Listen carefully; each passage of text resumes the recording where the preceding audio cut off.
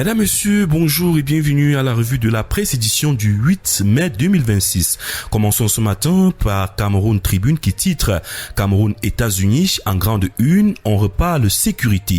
Le président de la République a accordé hier soir une audience au commandant adjoint du commandement militaire américain en Afrique, le général John William Brennan. Paul Biya et son hôte ont eu un échange riche et dense d'un peu plus d'une heure sur les questions de sécurité maritime dans le golfe de Guinée et de lutte contre le terrorisme dans la partie septentrionale du Cameroun. Les détails sont à retrouver dans les pages 2 et 3 du journal.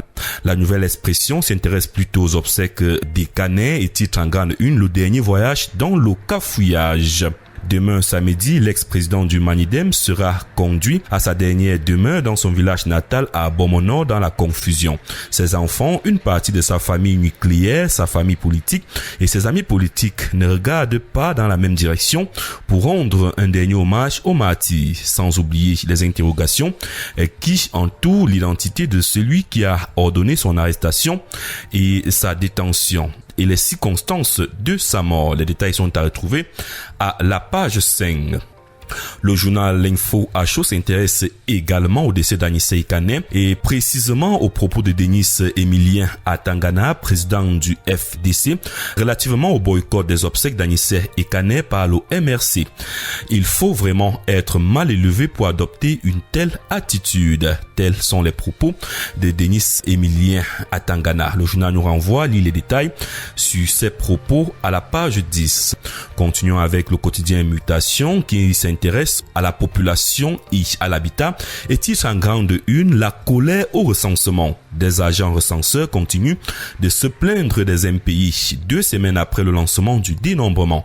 Des dysfonctionnements qui font déjà planer des doutes sur la qualité des données finales. Les détails sont à retrouver à la page 7 du journal. Le quotidien Vert Émergent s'intéresse à l'insécurité alimentaire ce matin et titre en grande une menace sur 3 millions de Camerounais. Les détails sont à retrouver à la page 5 du journal. Prenons le quotidien Le Drapeau qui parle de l'électricité. Le plan pour libérer le réseau. Le paysage énergétique camerounais a amorcé son grand basculement ce jeudi 7 mai 2026. Alors que les passations de services entre Eneo et la nouvelle entité publique Socadel se précisent à Douala, le ministre de l'eau et de l'énergie Gaston Elundou Essomba a choisi le terrain pour marquer cette transition du pylône 341 de Kolkoumou aux déviations stratégiques des Missolais. Le patron de l'énergie a inspiré chaque kilomètre du corridor d'évacuation de Nachigal. Les détails sont à retrouver à la page 3. Le quotidien Eco News s'intéresse également à la stratégie énergétique ce matin et titre en grande une « Pourquoi Mbakaou marque la fin du tout hydro ?» Longtemps tributaire d'une production hydraulique fluctuante, le Grand Nord camerounais s'apprête à tourner la page des délestages chroniques en couplant la force du Ndjerem à un parc solaire de 1000 MW. Le complexe hybride de Mbakaou sécurise 1595 gigawatts par heure annuel. Un pivot technologique à 566 milliards de francs CFA conçu pour résorber définitivement le déficit énergétique du septentrion et stabiliser l'offre électrique au-delà de la saison sèche. Les détails sont à retrouver dans les pages 3, 4 et 5 du journal Eco News. Prenons le relais d'Afrique qui s'intéresse à la 140e fête du travail et titre en grande une la Kamwata chemine progressivement vers l'équilibre.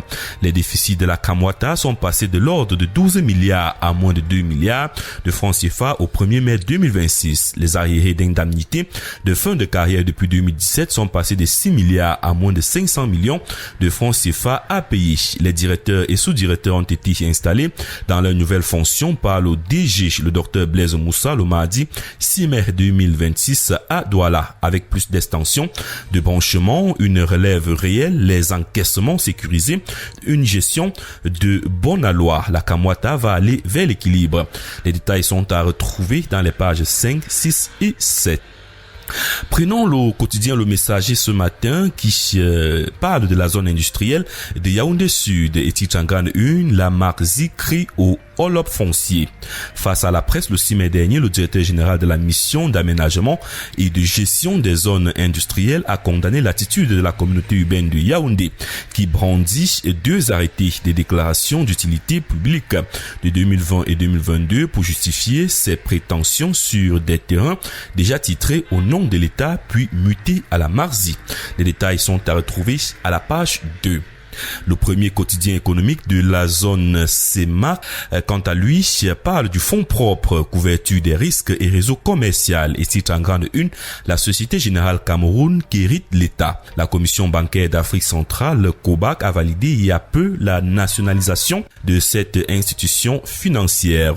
Les détails sont à retrouver à la page 3 du journal L'économie. Continuons avec l'œil du Sahel qui titre Mandengrin en grande une, un homme abattu, sa femme et son bébé enlevés. Le journal nous envoie, lit les détails sur cette information à la page 3.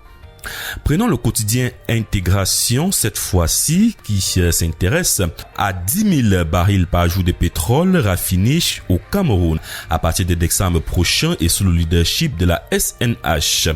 À terme, le projet CESTAR, raffinerie et dépôt des hydrocarbures intégrés, devrait produire 30 000 barils jour à Kribi, ce qui va réduire d'au moins 30% les importations de pétrole. Une bouffée d'oxygène pour la balance commerciale et la préservation des devises. Le journal nous renvoie les détails à la page 10. La météo Triebdo ce matin s'intéresse au TIC, l'hommage d'Armand Claude Abanda à Paul et Chantal Biya à travers son livre intitulé Clip présidentiel et accès TIC, l'exemple du Cameroun. Le représentant résident de l'IAI Cameroun et titulaire de la chaire UNESCO d'Afrique centrale accès TIC célèbre le couple présidentiel, les programmes MIGEF 2035 et opération 100 000 femmes horizon 2012 ont déjà permis la formation de milliers de Camerounais, hommes, femmes et jeunes de toutes les catégories sociales à l'usage de l'outil informatique. Sans oublier la multitude de techniciens et ingénieurs que l'IAI continue de former depuis sa création le 1er octobre 1999. Les détails sont à retrouver à la page 3. Info un matin parle de l'évacuation de l'énergie et titre en grande une et Lundu et Somba évalue les travaux dans le littoral. Ce 7 et 8 mai dans la région, le ministre de l'eau et de l'énergie visite les infrastructures sur les chantiers du corridor Nkolkumu et Déa Béon. Le ministre préside également à Douala la passation des services entre les responsables des NEO et ceux de la SOCADEL dans le cadre de la réorganisation du secteur électrique national engagé par l'État du Cameroun. Les détails sur cette information sont à retrouver à la page 3 du journal. Terminons ce matin avec le quotidien Réalité Plus qui titre PCA, DG, DGA, soyez prêts. Le président Paul Biya risque commencer par vous. Selon les informations de dernière minute, la copie revue et corrigée de ces décrets sont prêtes. Environ 100 personnalités sont concernées par ce vaste mouvement. Rares sont ceux qui vont rester dans leur poste. Le président a opté pour le rajeunissement des effectifs. Chaque département doit y trouver son compte, indique notre source. Le quotidien Réalité Plus nous renvoie cette information dont l'apparition de ce matin. Mesdames, Messieurs, c'est la fin de cette édition de la revue de la presse.